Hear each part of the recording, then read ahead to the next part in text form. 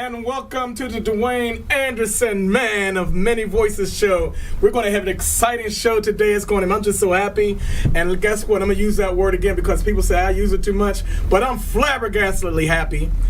Super fantastically happy, feeling happy because happy is the way to be. Nobody wants to be sad, depressed, and making everybody else sad and depressed. But today is a good day because you are watching the Dwayne Anderson Man in Many Voices show right here in Hollywood. And today we have a spectacular show with some spectacular guests. We have spectacular sponsors. We have everything going on today that is spectacular. So clap your hands, stomp your feet, do something because today we have the wonderful, the magnificent, the powerful, the talented, the beautiful, the very classy, and the very powerful voice of Natasha C. Coward is going to be on this show today in Hollywood in front of 7 million people. That's 7 million people. And 7 million people, she's going to talk and tell her story. I'm going to answer some questions because she is one of the best interviewers that I could possibly interview as far as singers, people with experience in Hollywood and all around the world as far as her music. She has some great CDs and music and acting experiences that she wants to talk about today, so we're going to ask her. And there's a question I'm going to ask her that inquiring minds want to know about this sexy lady. So I have her coming up. I'm debuting my brand new song, and it's called The Sexiest Thing on My Woman Is Her Mind. Let me say that again, because you might want to make this happen with your woman. The sexiest thing on my woman is her mind. Because if she ain't got nothing going on up here, it don't matter what she got going on down there. Because she got to have a good head on her shoulders to go with that good body. So the sexiest thing, even though she got a sexy body, the sexiest thing on my woman is her mind. I'm going to perform it today. We have my wife coming on, and she's going to tell you some things that's going on with her movies and things like that. So guess what? Clap your hands, y'all. We're going to have a good day today. Today is a good day. So I'm going to start off with saying this. You might be going through, but don't let all these things that are material or things that are depressing or things that are negative run or control your life. Control your life with some inspiration and great vibes. Get around people that make you happy. Get around people that tell you the truth but don't want to try to break you down. But get around people that will lift you up because they want to stay lifted up. Okay, so we're going to start the show. Guess what? I'm happy. I'm telling you that again. And like I said, we have Natasha C. Coward, and we're going to Skype her in because she, we have some great things that we want to ask her, and I'm just so curious about the answers that she's going to give. So, ladies and gentlemen, without any further ado, I just want to say this: Are we ready for Natasha? Staff, are we ready for Natasha? Are we going to do this right now? Okay, ladies and gentlemen, without any further ado, I give to you the powerful, the wonderful, the very talented, gifted singer, very, very, very beautiful lady. She's a very exciting person. So if you want excitement from a woman, you're looking at the right show today to get it from the very powerful singer. This girl got them vocals. She got the vocals of Patti LaBelle. She got the smoothness, and she got the runs that Shaka Khan do. She got the same runs. She can do the same runs as Aretha Franklin. Ladies and gentlemen, I give you the powerful, the wonderful, the beautiful Natasha C. Coward. Y'all, come on, clap your hands. Stomp your feet. I'm happy. Woo, look at that. She's so beautiful. What's going on with you? How are you doing? Hey, D. All is well. Thanks for having me on the show. Well, I can have you on my show about 50,000 more times, just because of the way you look. That's not even talking about the talent, but we're going to talk about that too. How's everything out there in New York? Everything is good. Everything is good. Okay, and you know what? I have some questions for you and everything because I've seen you live. I've seen your videos. I've seen you do some amazing things with your voice. You got the moves. You got the looks. You got all this stuff going on. So I'm going to put my musical spectacles on. Oh, there's some music. It's in the air. I can feel it. If you was here in the studio, you'd be feeling it. But you probably got that music thing going on in your crib right now, So I just want to ask you this one question to start off with. because it's really been baffling because my family, we all fell in love with you just listening to your songs while I was studying up on your interview. The kids, my grandchildren, everybody loves you. So I'm pretty sure you already got a lot of fans already, but the Andersons love you. So let me tell you. Oh, that's good. That's good. Thank you. Yeah, so you might as well get loose and everything because I'm going to ask you some very important questions, young lady. Okay. Okay, this is my serious look. All right. Here okay.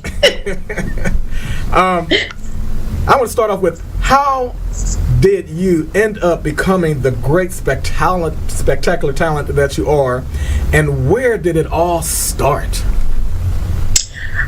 It all started for me at a very young age. I started out singing in church with my 3 sisters. The pastor's wife would always ask my mother to have us perform at different functions at the church. So that's where it started for me. Absolutely. So now, did this was this your learning experience as far as a young lady to cultivate and capture your voice? Is that where it came from, the gospel?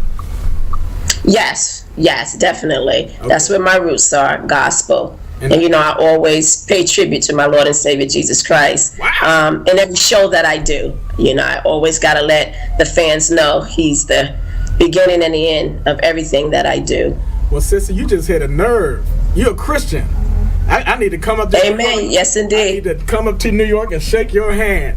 You're a Christian. You're an actual Christian in 2017. That's hard to do.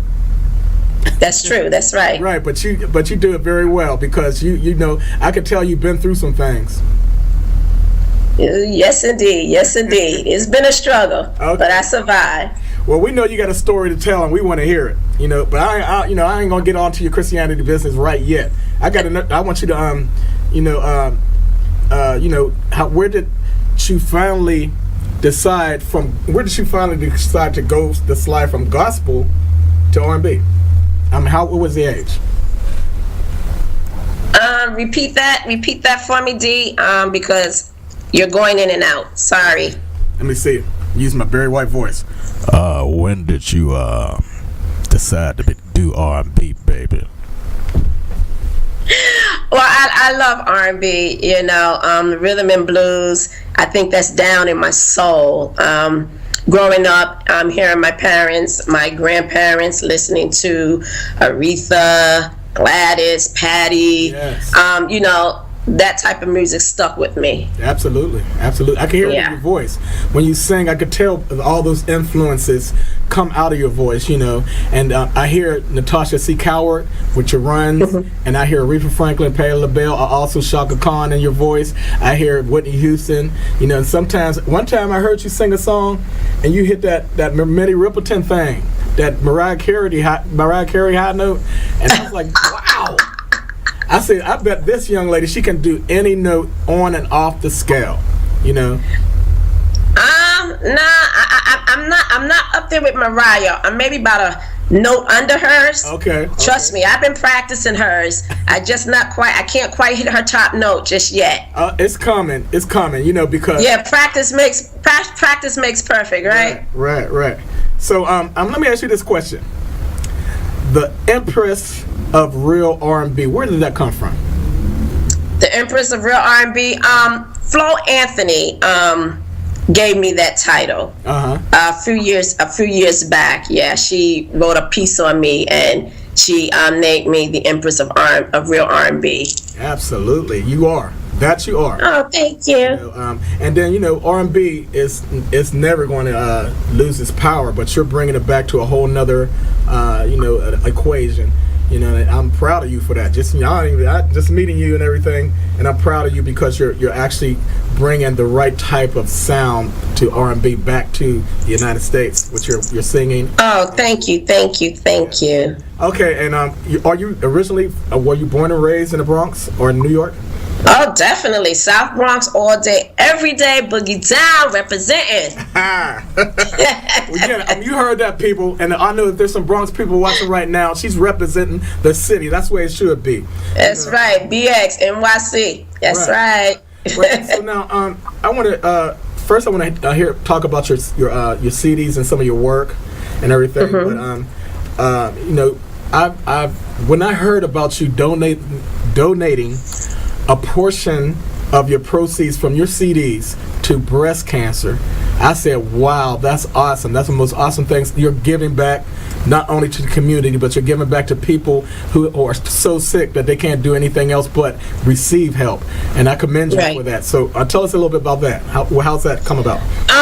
Well, my mother was diagnosed about 7 to 8 years ago with ovarian cancer, and a very close friend of mine's mother was diagnosed with breast cancer. So, with help, we always need help for every illness, but that hit close to home to me. So in my way of supporting, I chose to give back a portion of every CD that I sell, a portion of the funds, to go towards breast cancer awareness. Right, because that is definitely needed, in the community, in every community, black, white, you name it, whatever religion, whatever background. If you are fighting cancer, that's a great thing to have an artist such as yourself donating money to it to help the cause, and to spread the good news about it.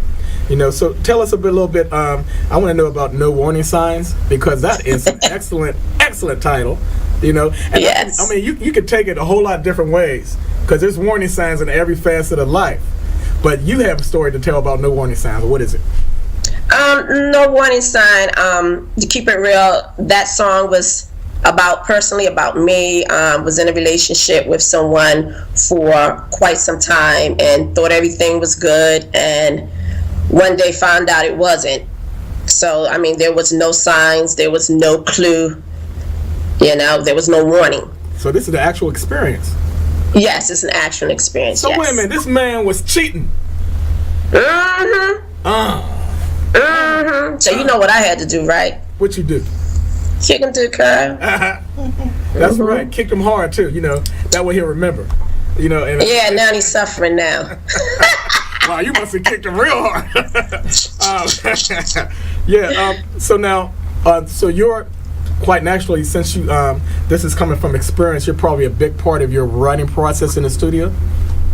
Yes, a lot of writing that I do comes from my experience, from other people's experience. That things that they go through, and I'll just take portions of it and feed off it and get to writing. Right. About that experience. Well, that's the I'm a songwriter and singer myself, and I love singers who sing from experience. Because the song comes out so much stronger. Absolutely so much stronger, and you feel it, and when you really feel it, the people feel it too. I can see your pain sometimes in the songs that you sing, and I can see your joy sometimes in the songs you sing, and it's beautiful, beautiful thing to put that down on paper and actually make it come to fruition in the studio. And you are an expert at it. So I need to know. My wife, she's on her second movie, producing, writing, filming, and she's a great number of plays. And I know about your acting experience and everything, and there's some acting. With acting, that's a lot of personal things come along with it too, in order for you to portray that character. So what is your experience? How did you end up in doing acting as well?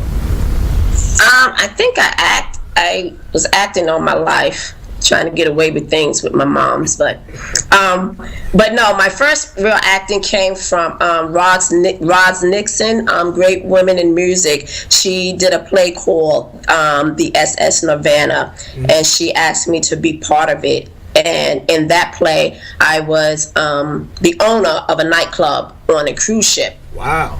Yeah, and it had all the great singers were my friends, Ella Fitzgerald, Duke Ellington. So that's where my first real acting role came from. Wow. And then from there on, I got with Vi Higginson, and I did her Sing Harlem Sings, where I did, it was a musical where I portrayed Shaka Khan singing I'm Every Woman. And then from that experience, it took me to be the understudy and Mama I Want to Sing The Next Generation, the understudy for Sister Carrie. Wow. So that's where my first acting gig came from. That's awesome, and then you've been rolling ever since with the acting and everything.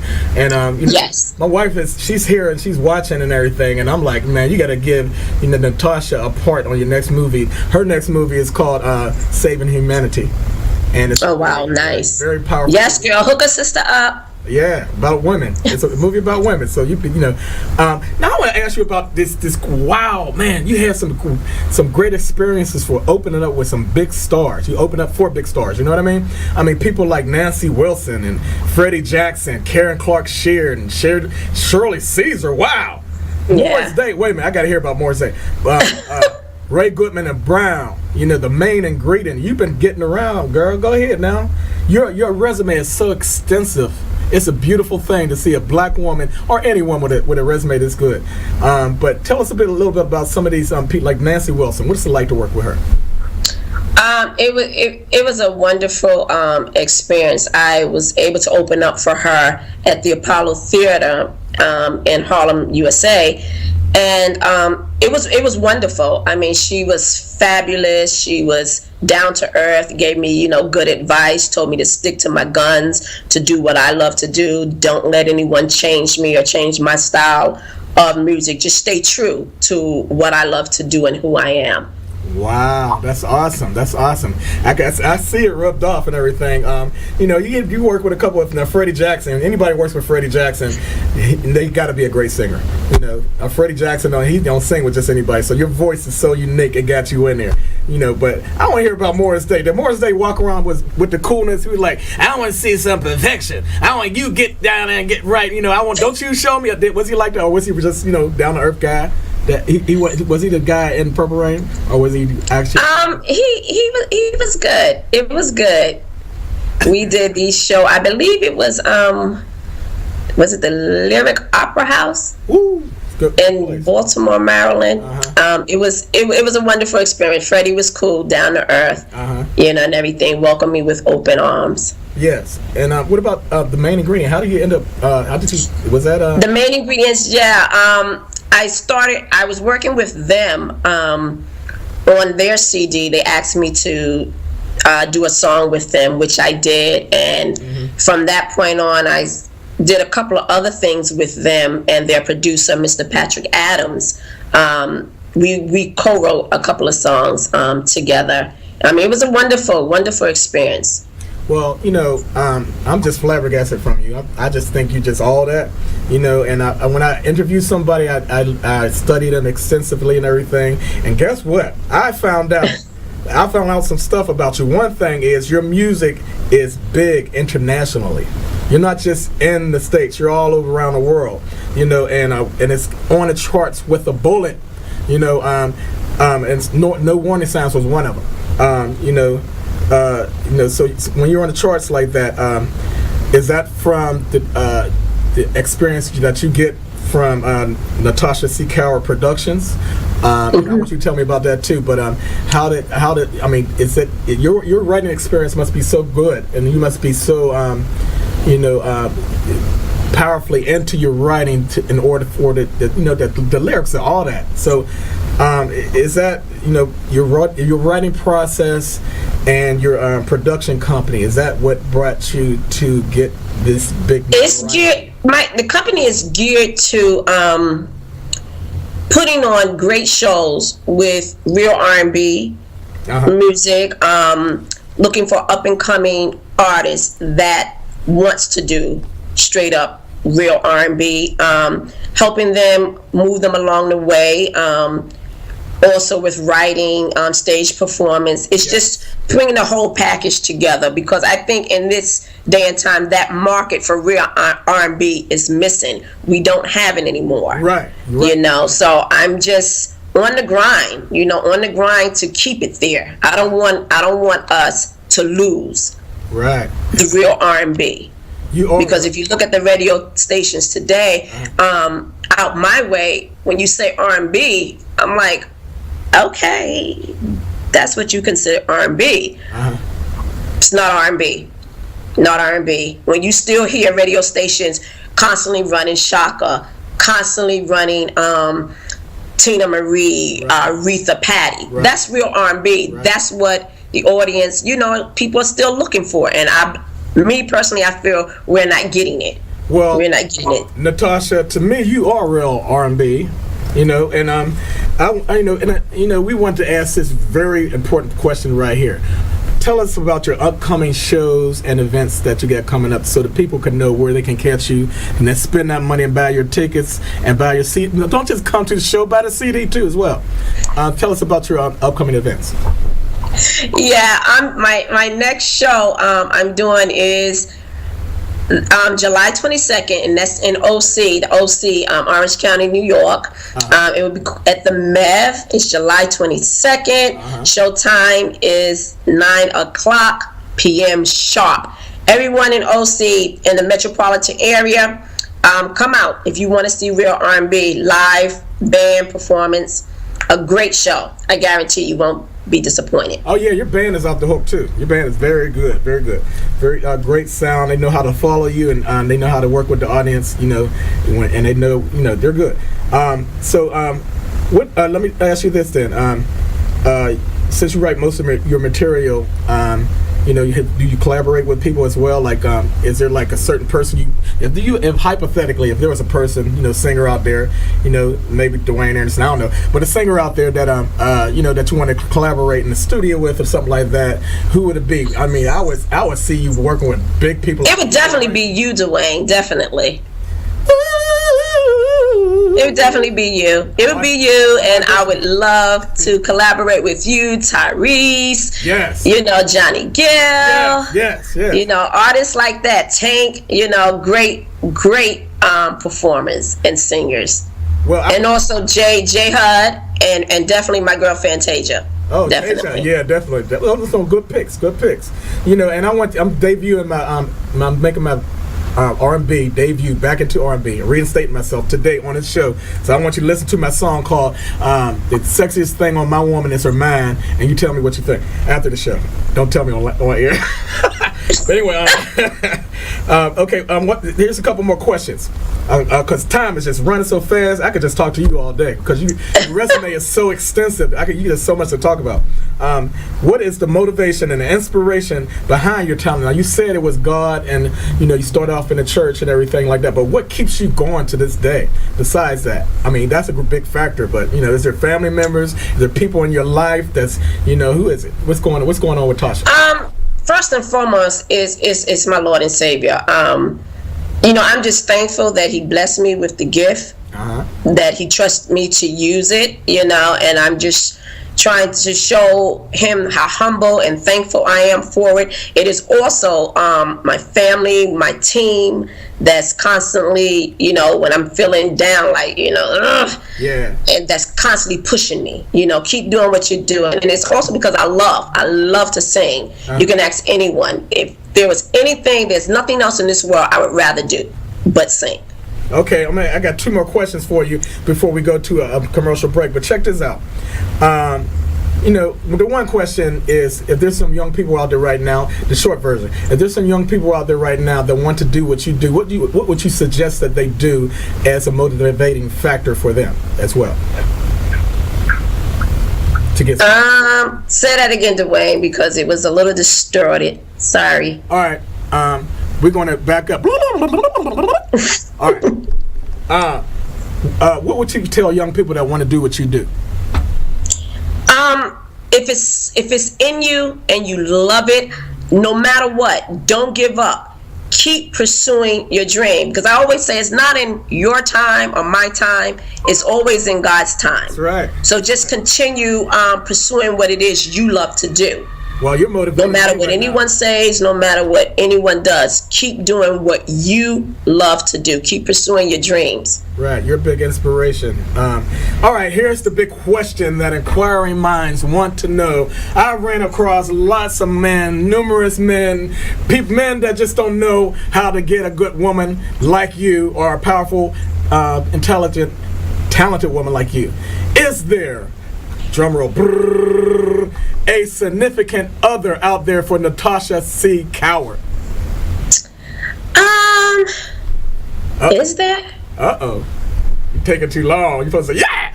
You ain't got no man. And No, I'm just all about right now just focusing, staying focused on my, career. Right. And doing what I need to do. That's right. Take your time with it because, Yeah. But check this out. We're going to go for a commercial break because we got to pay the bills and all that good stuff. But I want you to be on standby because once I bring you back in, if I bring you back in, I want you to be ready for this big, powerful question. We'll be right back. Okay. We'll be right back.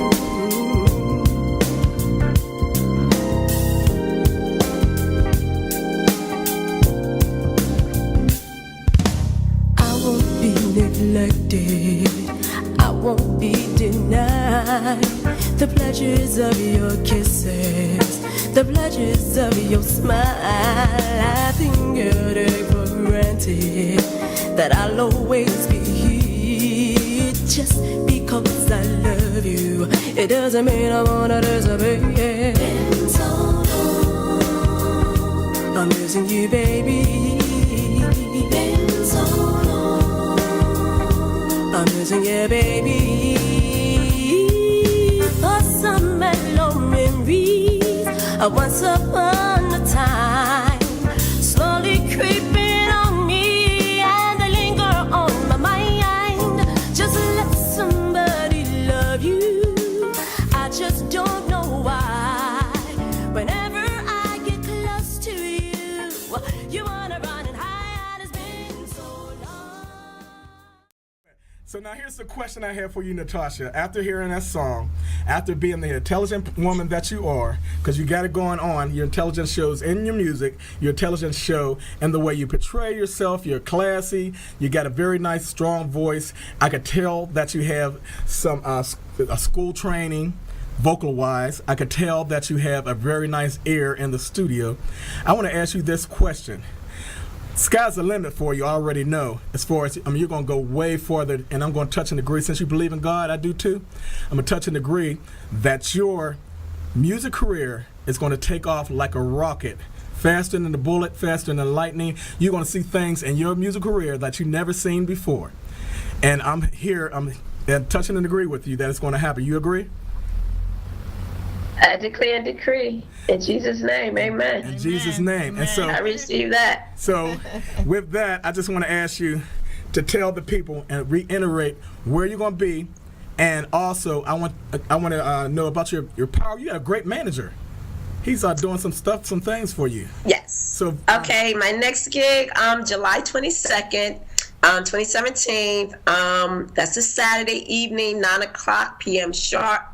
It's showtime. Doors open at 8. It's in Orange County, New York. It's 45 minutes to an hour outside of New York City. Everyone that's a fan that loves real R&B, live music, come out and support. It's the MEV in Orange County, New York, Middletown, New York, right off of 211.